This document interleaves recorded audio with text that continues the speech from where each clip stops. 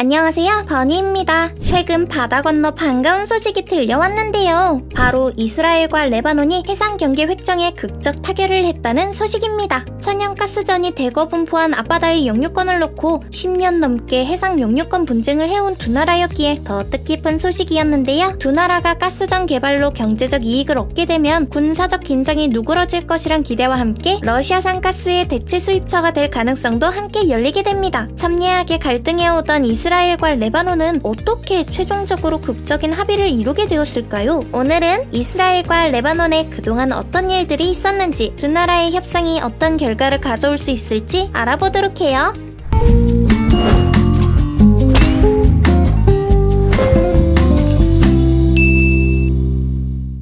이스라엘과 레바논은 여러 차례 전쟁을 치르면서 적대 관계를 이어왔어요. 두 나라의 관계에 대해 살펴보려면 먼저 중동 지역 갈등의 중심에 있는 이스라엘과 팔레스타인에 대해 알아야 합니다. 1948년 이스라엘은 텔아비브의 건국을 선포하고 유엔이 이를 승인하면서 유대인들은 염원했던 나라를 가지게 되었는데요. 하지만 이는 오랜 세월 이스라엘이 건국된 곳에서 살아왔던 팔레스타인인들에게는 불행의 시작이 됩니다. 유대인과 팔레스타인인들의 갈등은 그들만의 싸움이 아닌 이스라엘과 아랍 전체로 퍼졌고, 이는 4차에 걸친 중동 전쟁으로 이어진답니다. 레바논은 1970년대 초반까지 이스라엘과 큰 충돌 없이 원만한 관계를 유지해요. 하지만 이스라엘의 박해를 피해 팔레스타인을 탈출한 난민들이 끊임없이 레바논으로 넘어왔고, 같은 아랍 민족인 레바논은 이를 받아들일 수밖에 없었어요. 20만 명이 넘는 난민들로 레바논 곳곳에 난민촌이 생겨나게 되는데요. 문제는 레바논 남부 지역이 팔레스타인 해방기구라는 무장 세력의 근거지가 되었다는 것입니다. 이로 인해 이스라엘과 레바논의 사이가 급격하게 나빠지면서 1978년부터 시작된 양국의 전쟁은 최근까지도 이어지게 되는데요. 2006년에는 레바논의 무장단체 헤즈볼라가 이스라엘 병사 2명을 납치하면서 이스라엘군이 레바논을 침공, 34일간 레바논 남부를 중심으로 전쟁이 일어나게 됩니다. 이후에도 간헐적 충돌이 반복되고 있지만 유엔 평화유지군의 개입 및 양측의 확전 자제 동향에 힘입어 위태로운 평화를 유지 중입니다. 이스라엘과 레바논이 지난 11일 해양 경계선을 정하는 미국의 중재안을 최종 수락해 역사적인 합의라는 평을 듣고 있는데요. 양국의 분쟁 수역은 거대한 천연가스와 석유 매장지가 잇따라 발견된 지중해 연안입니다. 지난 2009년부터 서로 영유권을 주장해왔는데요. 가스전이 유엔이 인정한 이스라엘의 배타적 경제 수역 안에 있다 라는 이스라엘의 입장과 분쟁 수역 안에 있으므로 이스라엘의 독점적 권리가 없다 라는 레바논의 입장이 첨예하게 대립했죠. 우크라이나의 전쟁으로 러시아가 가스 수출을 제한하자 이스라엘은 지난 6월 분쟁 수역에 있는 가스전에 가스 생산 및 저장 설비를 갖춘 선박을 진입시켰는데요. 이에 레바논은 강력하게 반발했고 미국의 중재를 요청해 간접 협상을 진행해왔습니다. 미국의 에너지 안보 보좌관 호치스타인 특사가 마련한 해상 경계 획정안의 핵심은 이스라엘과 레바논이 각각 유엔에 등재한 지중해 해상 경계선 중 레바논 측의 해상 경계를 인정한 것인데요. 로이터 통신이 입수한 최종 경계 획정안에 따르면 860제곱킬로미터에 달하는 양국 분쟁 수역에 대한 권리를 레바논이 갖는 한편, 이스라엘은 안보 차원에서 중요한 해상 경계인 보표 라인을 국제적으로 인정받게 됩니다. 해상 경계가 확정되면 레바논은 분쟁 수역에 있는 카나, 시돈 등에서 가스전 개발과 유전 탐사를 시작할 수 있고, 이스라엘은 시험 가동 단계인 카리시 가스전에서 가스 생산을 본격화할 수 있습니다. 또한 이스라엘은 레바논 측이 카나, 시돈 가스전에서 생산한 가스 매출의 17%에 해당하는 사용료를 받게 되죠. 이스라엘과 레바논은 이번 협상을 통해 서로 만족스러운 결과를 얻어냈다고 발표했는데요. 레바논은 더 넓은 수역에서 경제활동을 보장받게 됐고, 이스라엘은 안보 차원에서 중요한 해역을 국제적으로 공인받은 셈이라고 전문가들은 평가하고 있습니다. 한편 세계은행이 레바논의 경제 위기를 19세기 중반 이후로 세계에서 가장 심각한 수준이라고 진단할 만큼 레바논은 극심한 경제난을 겪고 있는데요. 해상가스 개발이 진행되어 얻게 되는 외화 수입이 레바논의 유일한 출구가 될 것 같아요. 레바논의 가스전 개발권을 갖고 있는 프랑스와 이탈리아의 업체들은 몇 주 안에 굴착 준비를 시작할 것이라고 밝혔는데요. 카리시 가스전을 차지한 이스라엘 또한 가능한 한 빨리 생산에 들어갈 계획이라고 말했습니다. 앞으로 양국의 천연가스전 개발이 본격화된다면 우크라이나 전쟁으로 촉발된 연료난 완화에도 큰 도움이 될 것 같아요. 러시아를 대신할 천연가스 공급원을 찾고 있던 유럽도 반기는 분위기입니다. 이스라엘 정부는 에너지 위기 해결을 돕기 위해 유럽연합에 가스 수출을 늘리는 늘리겠다고 약속했었는데요. 카리시 유전에는 1조 4,100억에서 1조 7,500억 세제곱피트 규모 가스가 매장된 것으로 알려졌습니다. 이스라엘 최대 규모 천연가스전인 레비아탄의 잠재적 매장량 규모는 16조 세제곱피트인데요. 이곳에 비하면 적은 매장량이지만 2012년 처음 이곳에서 천연가스를 발견하고 이스라엘은 경제산업 전반에서 천연가스 의존도를 더욱 높였다고 하니 얼마나 많은 양인지 가늠이 되시겠죠? 중동 에너지 외교 전문가 아리엘 에즈라이는 이번 합의가 레바논과 이스라엘을 넘어 세계에 미치는 중요성을 과소평가해선 안 된다라며 에너지 공급원을 다양화하려는 유럽에도 좋은 소식이라고 말했습니다.